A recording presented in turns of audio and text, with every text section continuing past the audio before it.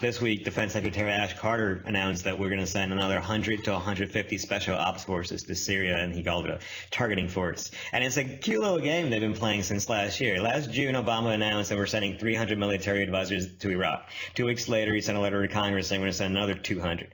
In August, Chuck Hagel announced we're sending 130 more. In September, Josh Earnest announced we're sending 350 more. A week after that, Obama announced 475 more. A month after that, 1,500 more. Just this past June, another 450. In October, Obama finally said we're going to send 50 special ops forces to Syria. And now Ash Carter says about 100 to 150 more. I'm not good at math. That's like well over 3,000 special advisors in Iraq and Syria. I mean, there's 330. There's 3,300 troops in Iraq right now, and this expeditionary force will probably be less than 1,000. Because you're going to have the war fighters, the trainers, then you're going to need the support staff, the support units. So, it'll probably be less than 1,000. We'll probably be then near around 5K troops in Iraq. Well, I mean, we're talking about special ops. Thank God we won the war. Yeah, exactly. You know, you were in the military. How does an advisor differ from a combat soldier when the bullets start flying? Absolutely doesn't. I mean, there's no, first of all, the first thing they tell you in the military. Now, again, I went in, the unit that I was in, I was a military postal soldier, meaning that I was USPS for the Army. But when I got to training, they said there's no such thing as a non-combat soldier, and that turned out to be true in Iraq. I mean, in the first years of the war, truck drivers were the most targeted soldiers, and they're not considered combat either.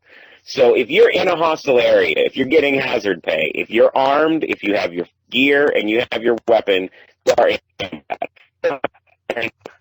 To people or just avoiding it, it's combat. And so with that comes all the attendant stresses and issues and things like that, which, again, we are not talking about. Hasn't been mentioned in one debate outside of just trying to use veterans as props. And, you know, with this escalation of fighting in Iraq, and remember, he said this was going to be a standing force, so that also means likely multiple rotations, essentially permanent. So there's going to probably be between 5, what do you think, Peter, when it finishes out, they'll probably stop at 10, like 10K? Maybe, but again, keep in mind how slippery these numbers are, even if we accept that when they tell us there's 5,000, there really are only 5,000. First, you're going to have to throw in a couple of layers of CIA and paramilitary. You're going to throw in a lot of contractors who have taken over some of the logistics work that in the past would have been done by soldiers. The Postal Service, contractors now. I wouldn't have an Army job. And you're also going to include a very large number of military people who are physically located outside of Iraq and Syria's borders, who are very much in the fight. Pilots are a perfect example, but also all sorts of rescue teams and other operators and quick reaction forces and stuff that may, park with their noses right on the Jordanian-Syrian border, but very much are a part of this all. We have managed to witness a very slow motion but very deliberate escalation of this war over the last 16 months without really a word being raised by any side of the political spectrum, absent a few angry white bloggers, mostly right here, and Rand Paul, whose presidential ambitions are such that he'll be probably applying for work at Latest.com at some point, hoping to double his income. I still get to be senior political correspondent. No, and we still get to make fun of him. In fact, it'd be fun to have him on the shows here and say, what a stupid name you have. You have a last name that's a first name and a first name that isn't anything. But that's not the point. The point is that this escalation has occurred without anyone really raising a question. no one has started to ask any serious questions about exactly what the point is anymore. And we also are ignoring the fact that the Iraqis, at least publicly, are saying they don't want that expeditionary force there. The Badr Brigade, which is one of the Shia groups that was most aggressive towards American forces during our occupation period, has announced that they're prepared to go back and start fighting Americans again, that they see this increase as a stealth reoccupation of their country, that the Americans are not going to be leaving, that we are going to be having permanent forces inside their country. And well, that's why they picked Erbil. That's why they picked up in the Kurdish areas of Erbil, because the Peshmerga is fine with us being there. But but at the same time, the U.S. wants to maintain the fiction, of course, that Kurdistan is part of Iraq. At the same time, they take advantage of the fact that it's not. Those kind of dual messages eventually catch up and bite you in the ass. And even if they're based out of Erbil, I don't think anybody is content to think that they're simply going to operate within Kurdish-controlled territories.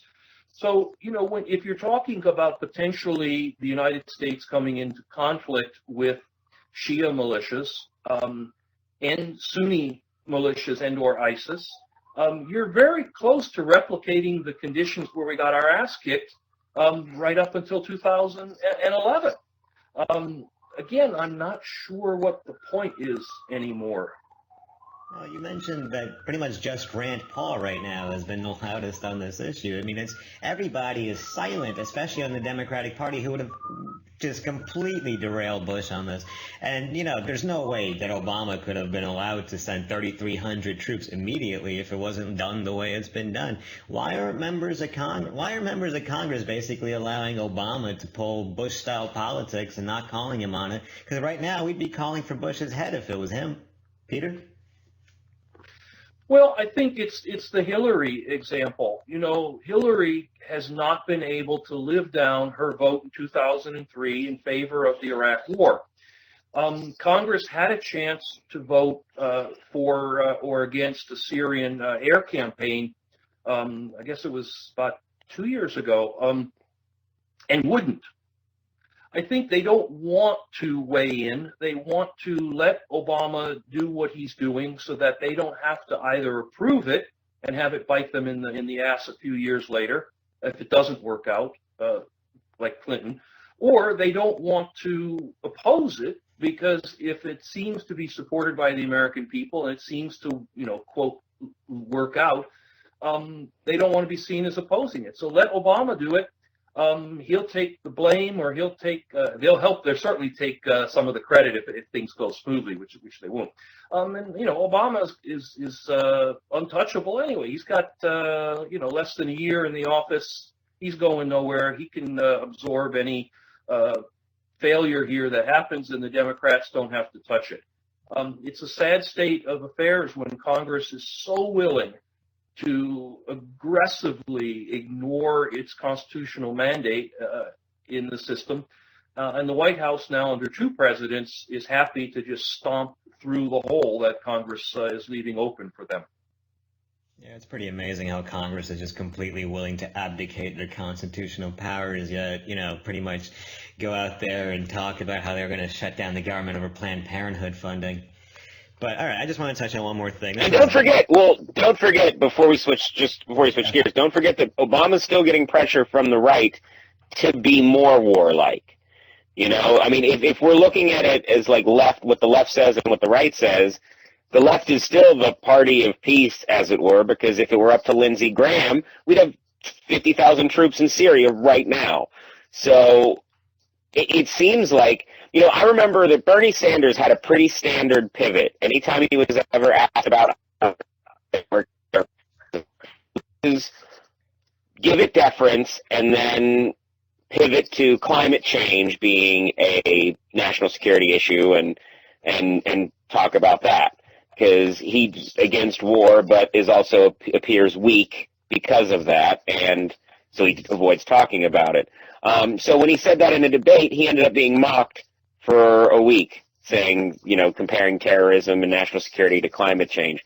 It seems like there's only certain rhetoric will accept. Americans, or maybe just the press that has the access, will accept from these people on the issue of war, and that's, we're going to kill them, and just how much we don't know.